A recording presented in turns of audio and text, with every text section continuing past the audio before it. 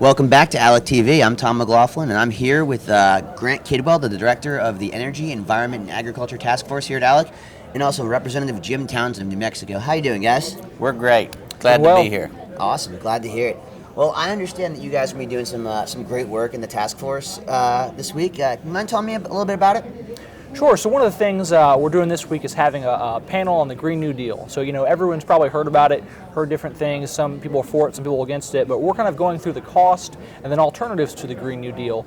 And one of the things we're doing is including state lawmakers to kind of share perspective on states that have adopted similar policies to kind of get a preview of what would a federal Green New Deal look like, to talk with state lawmakers like Representative Townsend here about similar bills on the state level and their impacts. Yeah, in New Mexico, we passed a bill that is referred to as the Energy Transition Act. What that bill did was it required the mandates of the renewable portfolio to go up to 100%. 80%, well, it was started out we're at 20 now, it goes to 50 and 80%. The problem is as you transition between 50 and 80%, it's mandated and it's without regard to price. And just think about that, what it does to those families that are on fixed incomes and do not have that ability to absorb that increased cost. It's a remarkable cost increase. It becomes prohibitive. It's very prohibitive, and if you go to any of the states, like California, that has mandated that energy source, their power today is about 15 to 18% higher than they are when you let the free market work. And they're probably paying much more in taxes and utilities as well. That's exactly right. I mean, that's really just not right. So, and what kind of steps are you guys taking in harnessing the free market in terms of alternatives? What are you looking at here? Well, the state of New Mexico we have been blessed with the formations known as the Permian and the Delaware. They are prolific oil and natural gas producers. We continue to produce those. However, we're blessed with lots of sunshine. We're blessed with a little wind. And so what we are looking at is it's all in. We would like any and all of those energy sources that produce a dispatchable power to our constituents on a 24/7 basis. We say let's go, because that's what drives the free market, is when you let people and innovation and entrepreneurship work. Very true. Now, another question I have, and both of you guys can jump in on this, is one of the criticisms of the Green New Deal has been that renewables have a hard time producing baseload power generation. How would you see a way around something like this in any kind of Green New Deal alternative? Sure. Well, so for ALEC, one of our big things is we're for all energy sources.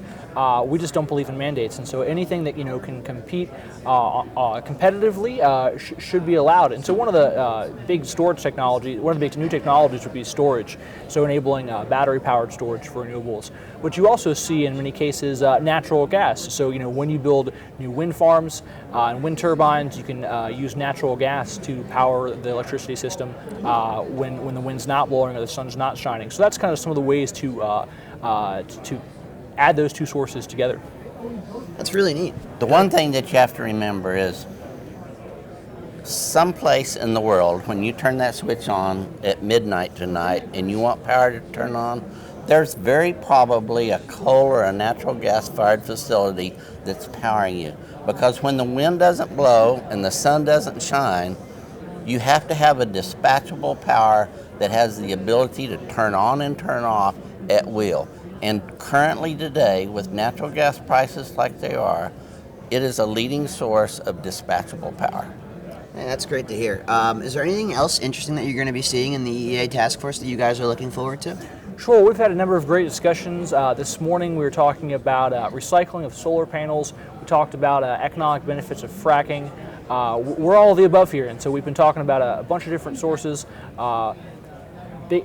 Other topics we've been having, we'll be doing a natural gas power plant tour, so we're actually getting to see electricity generation as well. We don't just like to talk, we also like to go out and actually see what's going on. And I believe Rep. Townsend's joining us for that too. So there's just a number of things we're doing. from solar to natural gas to oil. We're learning more about replacements to the Clean Power Plan and federal energy regulations. So we're all of the above here and excited to see, hear from lawmakers and learn about different sources of energy. It's great to see you guys getting hands-on with the policy. It really is awesome to see when you can bring people closer to it and really kind of get the message across. So I really appreciate you guys coming out today and coming to see us on Alec TV. If you guys had one message to other legislators who are working with these issues in the states, what would that message be?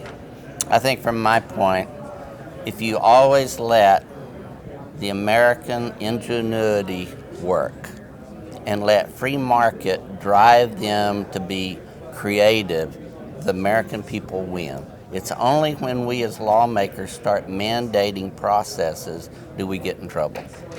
Thanks so much. Hey, thank you guys for coming out.